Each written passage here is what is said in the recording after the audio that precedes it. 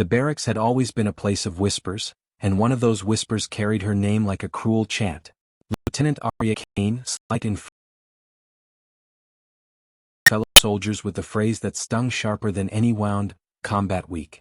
She had passed every exam, endured every drill, yet when the platoon compared scars, bragged about kills, and mocked those who faltered, Arya's silence only made her stand out more. She wasn't the kind to boast, wasn't the kind to fight for recognition. That quietness, unfortunately, was mistaken for weakness. A logistics officer, a medic at best, not someone you wanted in a firefight. They had never seen her in the heat of true battle. To them she was the soldier who carried books instead of bullets, who preferred maps to rifles, and who would, if things went bad, cower behind sturdier comrades. Arya knew what they thought.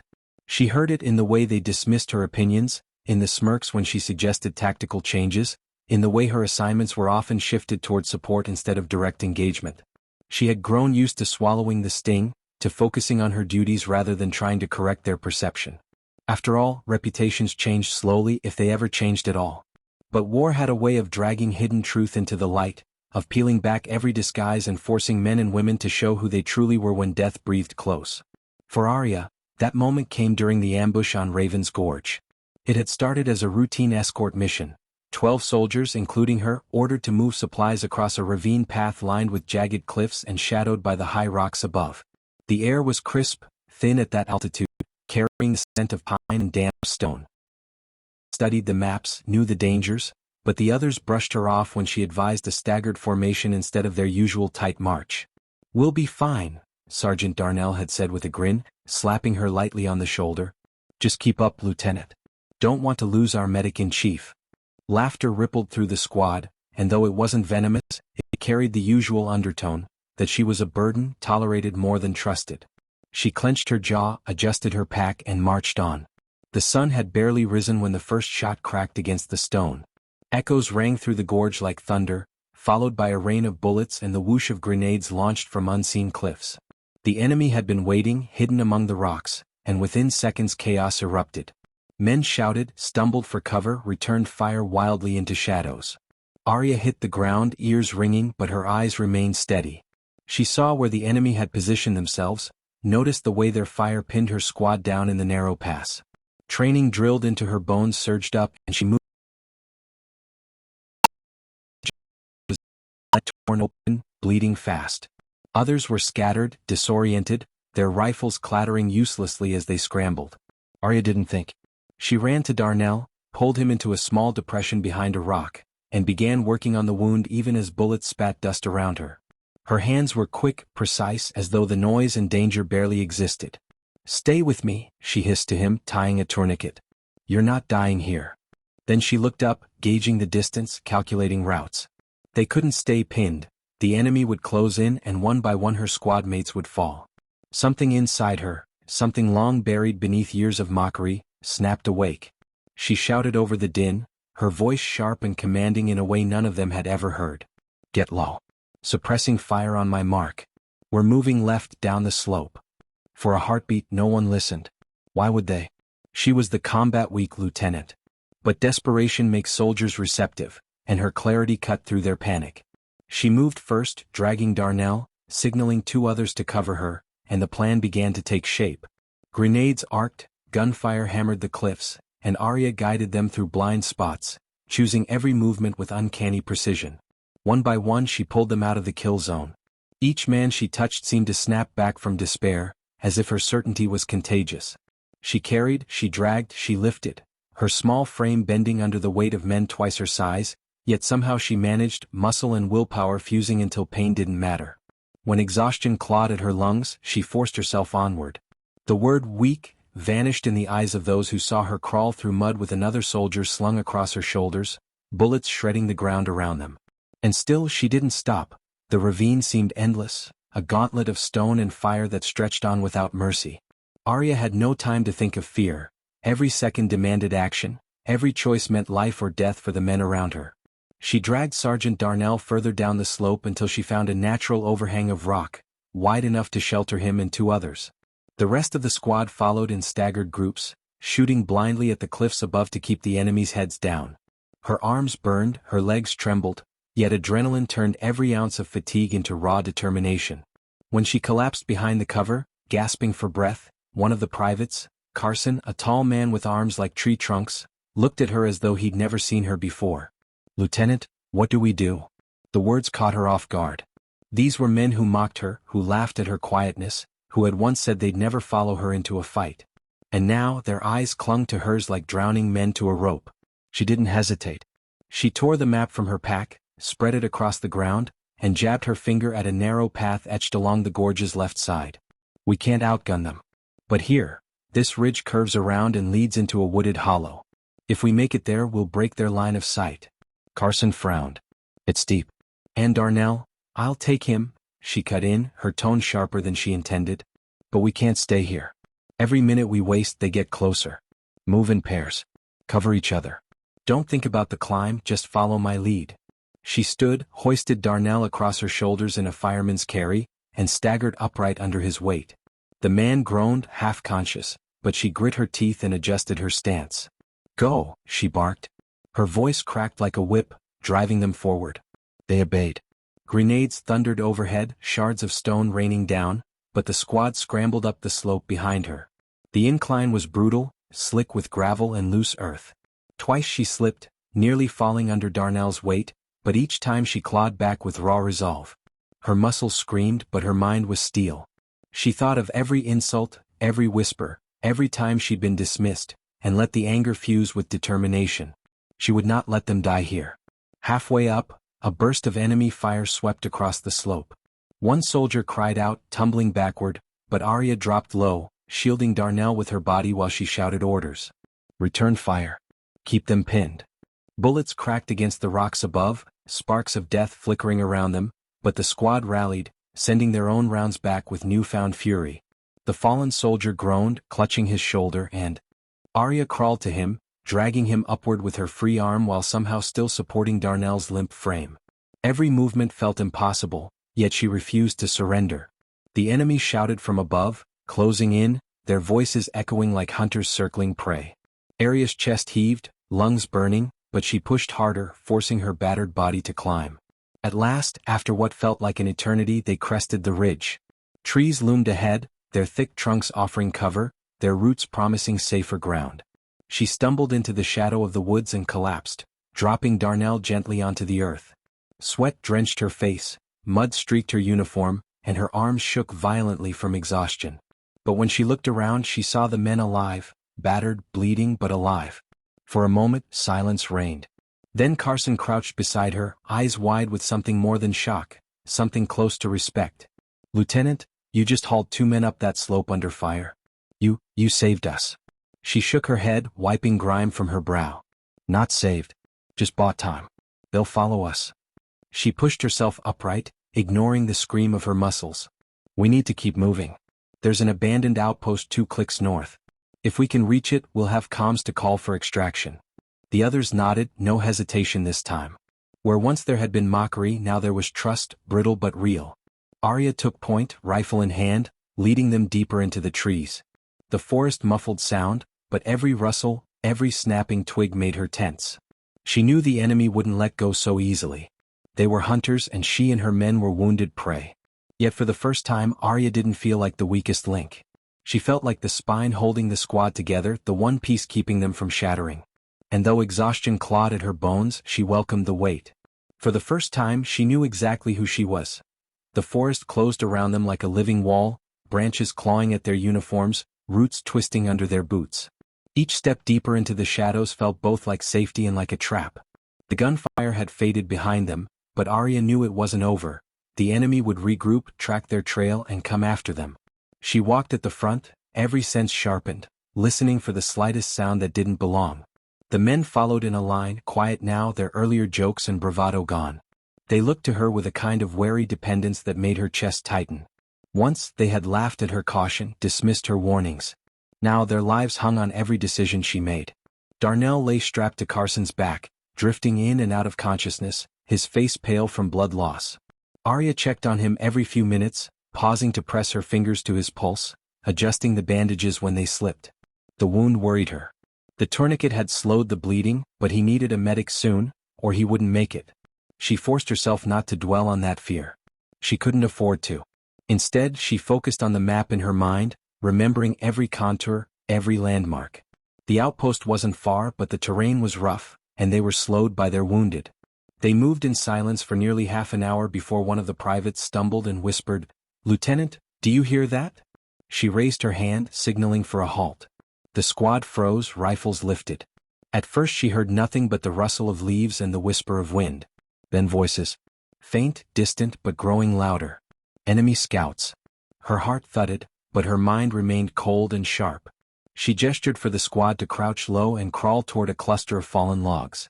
They obeyed without question now, moving like shadows. They huddled together as the voices drew nearer, boots crunching on the undergrowth, metal clinking softly. Through the trees, Arya saw them, 5 enemy soldiers, rifles slung, scanning the forest. They weren't in a hurry, they thought their prey had nowhere left to run. Arya's squad shifted nervously, hands tightening on their weapons. A firefight here would be suicide. They were outnumbered, outgunned, and burdened with wounded. They needed to slip past unseen. Slowly, carefully, she pointed to the left, where the ground sloped down into a ravine thick with underbrush. It would be hard going, but it offered cover. One by one, the squad began to crawl that way, keeping low, moving only when the scouts' backs were turned. Arya stayed until the last, making sure everyone got moving before she herself slipped into the brush. Her heart hammered as she eased Darnell's limp arm away from a dry branch that might have snapped. Every sound seemed too loud, the rasp of cloth, the crunch of soil under knees. Yet somehow they made it down the slope without detection. The enemy voices faded behind them, moving in the opposite direction. Relief swept through the squad like a silent wave, but Arya didn't let it linger. "Keep moving," she whispered. "We're not safe yet." Dawn crawling over roots and rocks, their bodies aching. Arya led them with steady determination, ignoring her own pain. She was exhausted, her muscles screaming with every step, but she refused to slow down. She thought of her reputation, how they had called her weak, unfit for battle. And she thought of the truth she had just proven, that strength wasn't in noise or bravado, but in the quiet resolve to keep going when everything screamed to stop. At last, the trees thinned and she spotted a break in the foliage. A rise in the ground revealed the faint outline of structures, crumbling walls, rusted antennae, half buried in vines. The outpost. Her chest tightened with relief, though she didn't show it. They weren't safe yet, but they were close. She raised her fist, signaling a halt, then whispered, "2 men with me. The rest stay hidden. We check it first." Carson and another private followed her as she crept forward, rifle raised, every sense on high alert. The outpost was silent, no movement, no lights. They moved through the outer fence, weeds brushing their legs, past a rusted gate hanging from its hinges. The place smelled of dust and damp, abandoned long ago. But inside the main structure, to her surprise, the comms array still stood, old, battered, but intact. Relief washed through her like a tide. If it worked, they had a chance. She signaled the rest to join them. The squad filed in, dropping heavily against the walls, their faces etched with exhaustion and pain. Arya immediately moved to the console, brushing dirt from the surface, her fingers flying across the controls. Lights flickered weakly. The system groaned to life. Static hissed from the speakers, faint but steady. Her heart leapt. "This might work," she whispered. For the first time since the ambush, hope glimmered in the eyes of her men. But hope and danger was never far. Even as she adjusted the dials, a sharp crack echoed outside, the unmistakable snap of a branch under a boot. Enemy scouts had found them. The sharp crack outside froze everyone where they sat. The faint glow of the comms panel flickered across their tense faces, and the squad instinctively raised their rifles, eyes darting toward the windows. Arya held up a hand, signaling silence, straining her ears. Another sound followed, the crunch of boots on gravel, this time closer, deliberate. The enemy scouts had found them, or at least suspected. Her mind worked quickly. They were exhausted, wounded, and still outnumbered. A head-on firefight here would likely end in slaughter. Yet she couldn't allow panic to spread. Panic killed faster than bullets. Slowly she whispered, "Positions. Low and quiet. Don't fire unless I say." The men obeyed, crouching behind broken walls and overturned crates, weapons trained on the door. Arya crouched by the comms unit, her fingers still working desperately, coaxing the old machine into cooperation. A steady line of static filled the room, sometimes breaking into faint bursts of tone. They were so close but not close enough. She needed just a little more time. Outside, muffled voices drifted through the darkness. Enemy soldiers communicating in short, clipped bursts. Arya's skin prickled. They were circling, waiting for the perfect moment. Her squad looked to her, eyes wide with unspoken fear. She met their gaze steadily, though inside her chest her heart was pounding. "They'll try to flush us out," she whispered. "But this structure works both ways. They don't know how many of us are inside. If we keep them guessing, we can buy enough time for the signal to go through." Carson's jaw clenched. "Lieutenant, if they rush, we're finished." She nodded. "Then we make sure they don't rush." Her mind raced. Noise, confusion, fear. That's what she had to use. She motioned to two men. "Grenades. Throw them wide, both sides of the building.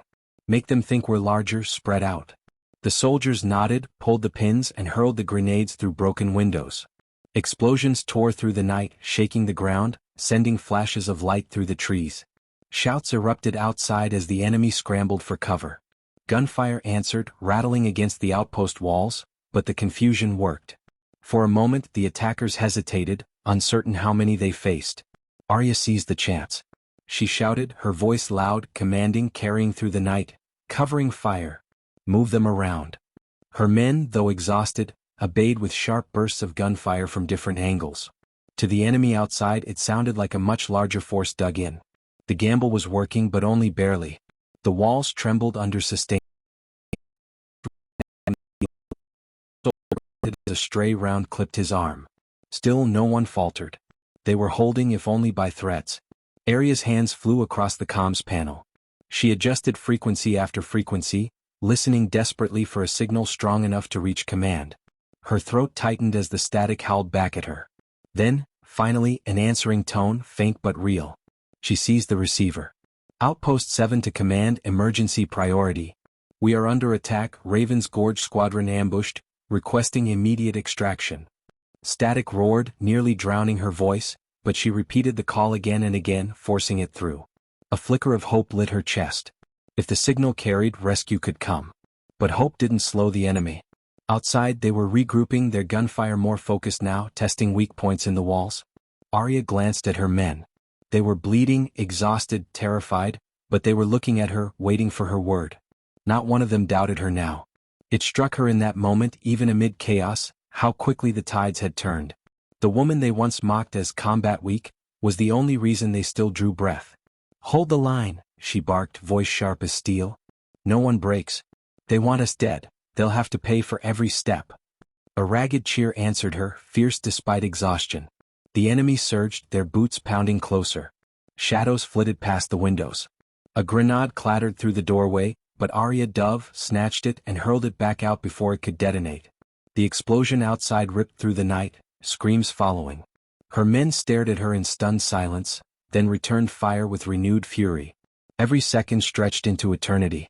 Gunfire shredded the walls, grenades shook the floor, the air thick with smoke and dust. Arya moved like fire, dragging men into safer positions, shouting commands, returning fire when needed. She wasn't just surviving, she was leading, holding together 12 broken soldiers with sheer will. Then, through the chaos, the comms crackled. A faint voice, almost drowned in static. "Copy, extraction inbound, 15 minutes, hold position." Relief washed through her, but she didn't let it soften her expression. 15 minutes might as well be forever under this storm. But it was a chance. She raised her rifle, chambered another round, and shouted over the roar of battle. "You heard them. 15 minutes. We hold this outpost or we die trying." And with that, the squad fought harder than ever, their fear replaced by something fierce, something unbreakable. For the first time they believed, not just in survival but in her. The next quarter of an hour stretched into something that felt like a lifetime carved out of hell. The enemy pressed harder, their confidence growing with every second, their numbers swelling as reinforcements built. The night like lightning, bullets shredding the walls into splinters, and the acrid stink of gunpowder hung heavy in the air. Arya crouched behind a crumbling support beam, sweat streaking through grime on her face, her rifle hot in her hands. Every sense screamed at her to give in to fear, to collapse under the weight of exhaustion, but she forced herself to stay upright. The squad mirrored her resolve. Ragged, wounded men who had once written her off now fought with a fury that bordered on desperate loyalty. They were no longer a collection of individuals. They were one pulse, one will, bound by the command of the woman who refused to let them die.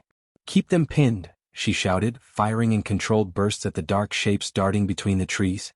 Her bullets found one target, then another, the crack of her rifle blending with the thunder of the others. Carson, his massive frame hunched behind a toppled cabinet, slammed a fresh magazine. He rasped. Arya gave him a hard look, though inside she knew he wasn't wrong. The enemy's advance faltered each time her men responded with precise fire, as though the attackers truly believed they faced a much larger force. Her tactics, the feints, the noise, the grenades thrown wide, had sown doubt. And in war, doubt killed as surely as bullets. But the enemy adapted quickly. Shadows crept closer, using the ruins of the outer fence for cover. A hail of gunfire erupted, forcing Arya and her men flat against the ground. A soldier beside her cried out as a bullet grazed his side, and she dragged him behind the beam, pressing her hand hard against the wound. Blood seeped warm between her fingers, but her eyes never wavered from the doorway. "Stay with me," she told him firmly, voice cutting through his whimpers. "You'll see sunrise. I promise." She didn't know if it was true. Outside, the enemy began to shout, their voices rising in unison. Arya's stomach dropped. A charge. They were preparing to storm the outpost in force. Her squad stiffened, eyes wide, but she stood tall, raising her rifle. "Hold your ground. Short bursts, aim low. Make every bullet count." Her command snapped them back into focus. They braced, weapons trained, as the first wave surged from the treeline. The fight became a storm. Gunfire roared, grenades cracked, the outpost trembling under the assault. Arya fired until her rifle clicked empty, then slammed in another magazine with shaking hands. She shouted orders through the haze. "Left flank, more fire. Shift back, don't let them circle." Carson watched the windows. Her voice a lifeline for men drowning in chaos. Through it all she moved. She pulled one soldier back from an exposed position, dragged another into cover after a bullet tore through his thigh, even as splinters and shrapnel sliced across her own arms. Pain became distant, irrelevant. She was no longer the quiet, overlooked officer of yesterday. She was fire in human form, burning with a will so fierce it set others alight. A blast shook the floor as a grenade detonated just outside the doorway, flinging dirt and smoke through the air. Arya coughed, blinking through the haze, and spotted movement in the doorway. Enemy soldiers poured in, rifles raised, their faces twisted with the certainty of victory. Without hesitation, Arya raised her sidearm and fired point blank, dropping the first intruder. Her men responded with savage intensity, cutting down the others before they could breach fully. The room echoed with gunfire and screams, then silence. The survivors exchanged glances, stunned by their own ferocity. Arya didn't give them time to rest. She knew another wave would come. "Check ammo. Watch the windows," she barked, wiping grime from her forehead. "We hold until extraction no matter what." Her voice cut through the exhaustion, filled the cracks in their spirits, stitched them back together. Even as their arms shook and their magazines ran low, they nodded fiercely. Minutes dragged on. The enemy attacked again, and each time they were repelled by sheer determination. The floor was littered with spent casings, the walls blackened with smoke, the air thick with the stench of blood and sweat. Arya's ears rang, her vision swam, but she never stopped moving, never stopped commanding. At last, a distant sound rose above the chaos, the unmistakable whir of engines. Rotor blades chopping the air. For a moment her heart soared. Extraction was coming. But the enemy heard it too. Their fire redoubled, frantic now, as if determined to crush the squad before rescue arrived. Bullets shredded her, firing back with the last of her strength. "They're desperate," she shouted. "That means we've already won." And somehow, impossibly, her men believed her. They fought harder, their final reserves of strength ignited by her certainty. The roar of the approaching aircraft grew louder, closer, until the shadows outside the outpost shifted and searchlights cut through the trees. Rescue was near. But the battle wasn't finished yet. The thrum of helicopter blades beat through the night air like the heartbeat of salvation, but Arya knew it wasn't over. Rescue was close, yet the enemy sensed it too, and desperation made them savage. From the treeline, muzzle flashes erupted in a final storm of fire, the attackers surging with reckless abandon. Bullets ripped through the outpost's weakened walls, kicking up showers of dust and sparks. Arya ducked low, dragging a bleeding soldier behind an overturned crate, then her rifle clattered empty again, but Carson tossed her a fresh magazine with a grim nod.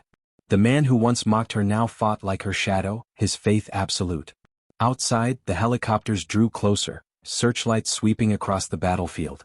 The beams cut through smoke and chaos, painting the forest in stark, shifting brilliance. Over the roar of engines came the crack of heavy machine guns as the gunners opened fire, mowing down enemy soldiers in arcs of glowing tracer rounds. The relief that surged through Arya's chest was sharp, almost painful, but still the enemy pressed on. They swarmed the perimeter, determined to break inside and finish the squad before reinforcements could land. "Hold them!" Arya shouted, her voice raw but fierce. 15 more seconds. Don't give an inch. Her men roared in answer, voices hoarse but defiant. They fired in controlled bursts, smoke thickening until the night itself seemed to scream. Arya moved among them like a force of nature, checking wounds, directing fire, never letting anyone falter. She was everywhere at once, her presence the thread binding them together. The enemy finally reached the walls, shadows looming in the windows. One soldier tried to climb through, but Arya lunged, slamming the butt of her rifle into his face before he could raise his weapon. He crumpled backward, disappearing into the darkness. Another enemy soldier rushed the doorway, only to be cut down by Carson's relentless fire. Still more came, relentless, a tide of fury and steel. Then the ground shook as the first helicopter touched down in the clearing outside, its side door sliding open. The crew shouted over the roar of the blades, waving frantically. "Go! Go! Move now!" The extraction had arrived, but reaching it was another battle. The enemy fire concentrated on the clearing, bullets ricocheting off the chopper's armored sides. Arya knew they couldn't wait. Every second meant more risk of being overrun. She rose to her feet, shoulders squared, and shouted above the chaos, "Grab the wounded! We move together!" No hesitation this time. The squad obeyed instantly, hoisting injured comrades onto their backs, dragging the barely conscious Sergeant Darnell between them.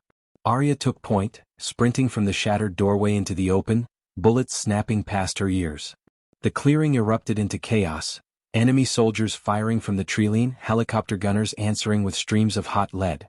The air was a storm of sound and violence, but Arya didn't falter. She ran straight for the chopper, covering fire blazing behind her as her men followed. She reached the landing skids first, turning to cover the squad as they hauled the wounded aboard.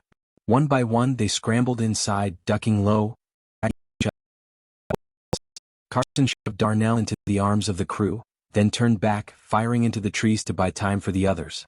Arya stayed at his side, her rifle spitting flame until the magazine clicked empty once more. Without hesitation she drew her sidearm, squeezing off shots with deadly precision. The last of her squad leapt aboard, wounded and bloodied but alive. Arya glanced back toward the treeline. The enemy was still advancing, undeterred, their shadows pouring forward like a tide of death.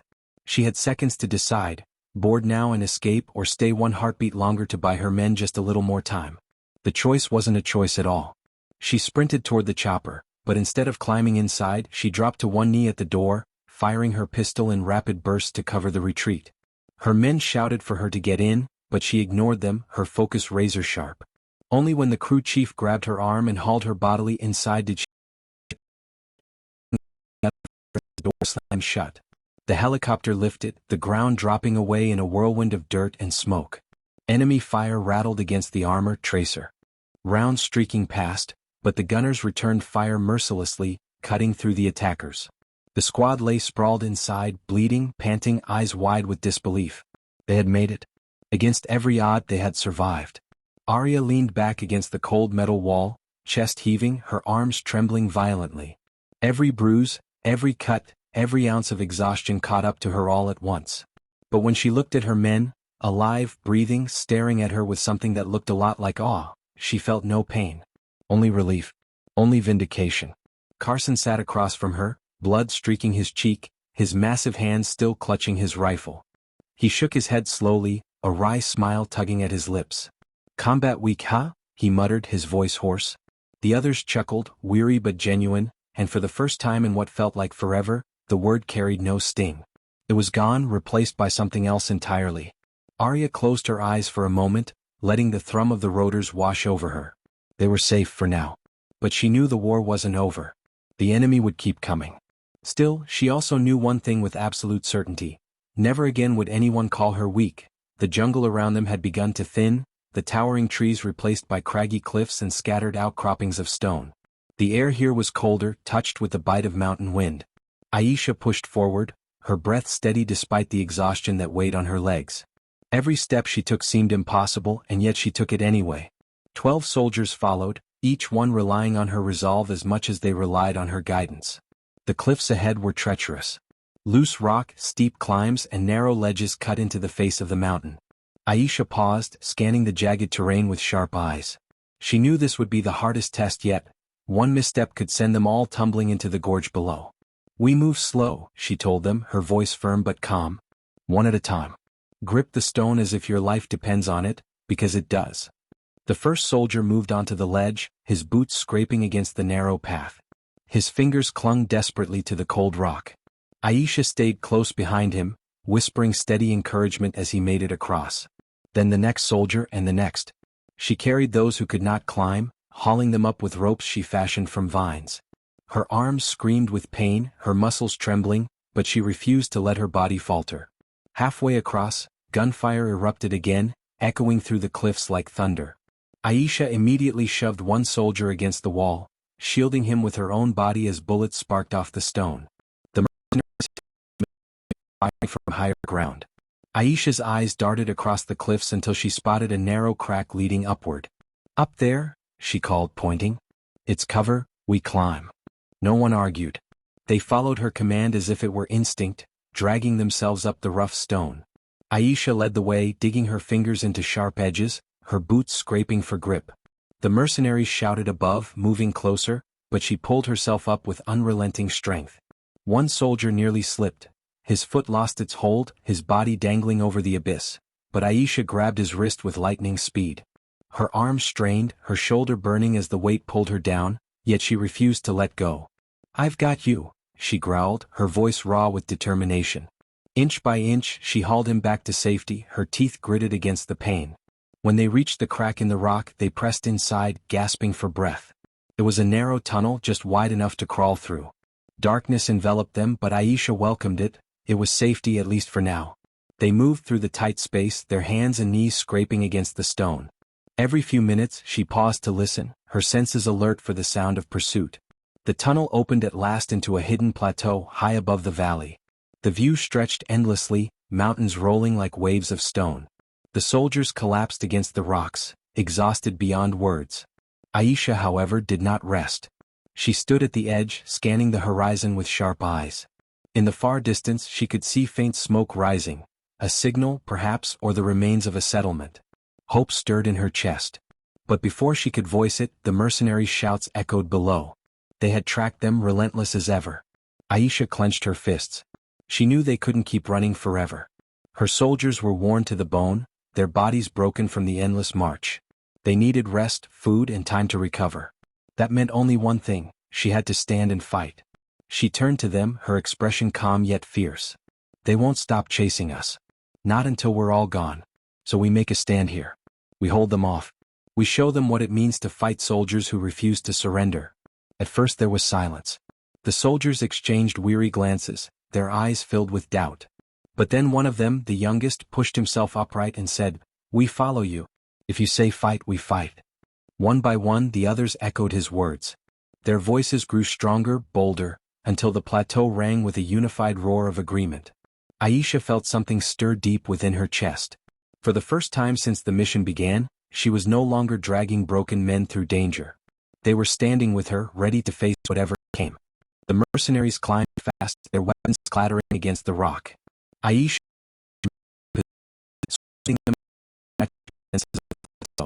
She gathered stones for makeshift cover, set up vantage points, and armed the soldiers with what ammunition remained.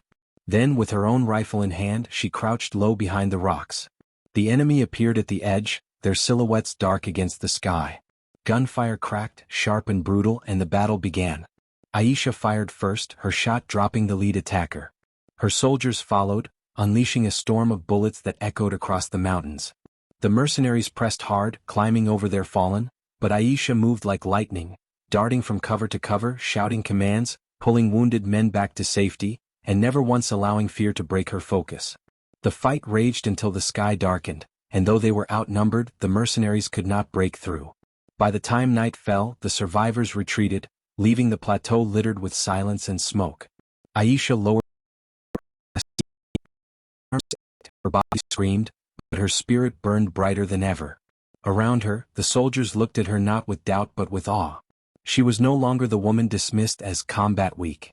She had proven again and again that her strength was greater than anyone had imagined. And the war was not over yet. The night after their long march was one of the hardest yet most hopeful moments for the group. They had found a clearing not far from the outskirts of the forest, where the terrain began to slope gently downward toward what looked like the faint glow of distant lights. 4 days they had been wandering through wilderness, clinging to the promise of escape, but now, for the first time, it seemed civilization was truly within reach. The injured soldiers lay resting, wrapped in improvised bandages and blankets. The uninjured ones took turns patrolling the perimeter. And at the center of the group, Mariah sat silently, her mind drifting through all that had happened since this desperate journey began. She thought of the first night when they doubted her. The way the commander, a man twice her size and with far more battlefield experience, had dismissed her presence as a burden. She had carried their wounded brother across swamps, shielded them from enemy fire, and shouldered responsibility that even seasoned warriors hesitated to claim. And yet, despite all of it, she never lost her resolve. Her body ached with exhaustion, every step now felt like fire through her muscles, but her spirit had grown iron-strong. Mariah had become the heart of their survival. As dawn approached, she roused the men gently. "One more day," she whispered. Her voice, though soft, carried strength. They nodded, gathering what little they had left. The injured groaned but forced themselves upright. There was no choice. The lights in the distance were their salvation. They had to reach them. And so, once again, Mariah took the lead, walking ahead, carving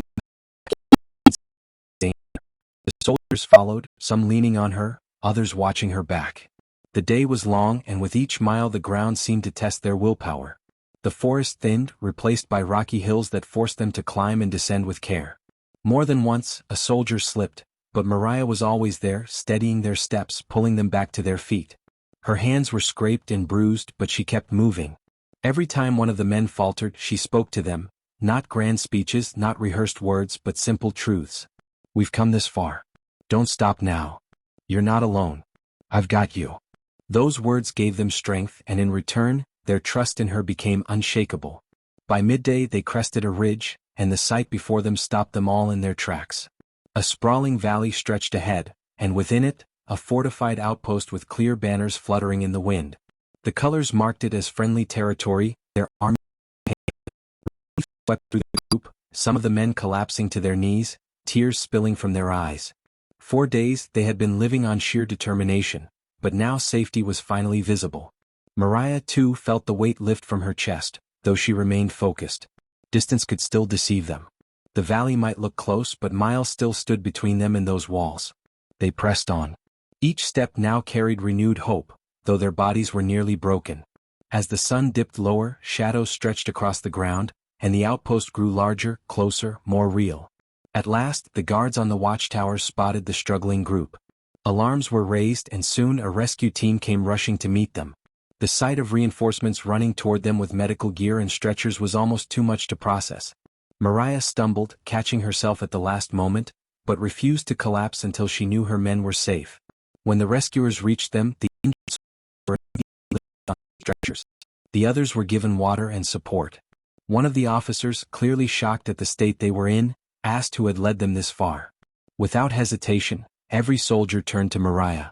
She stood there, dirt-streaked, hair matted with sweat, her uniform torn and bloodied, yet her eyes steady.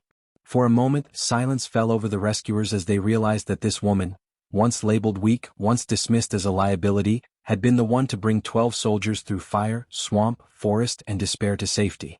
At the outpost, the commander of the station personally greeted them. He praised the men for their endurance, but again they pointed to Mariah.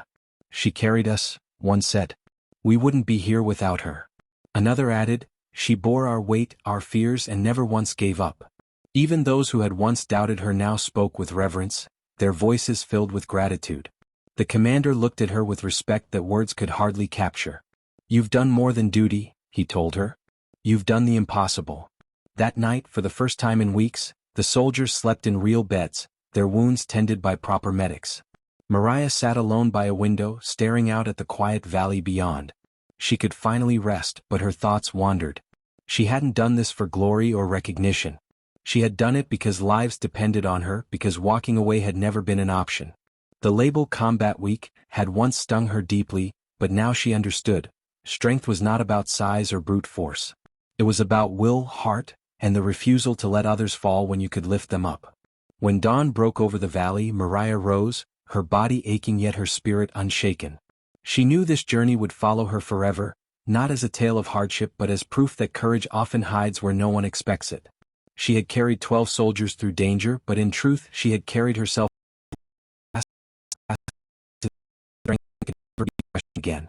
And though the war was far from over, the men who had walked beside her would never forget the woman who had saved them. To them she was no longer combat weak. She was unbreakable. The end.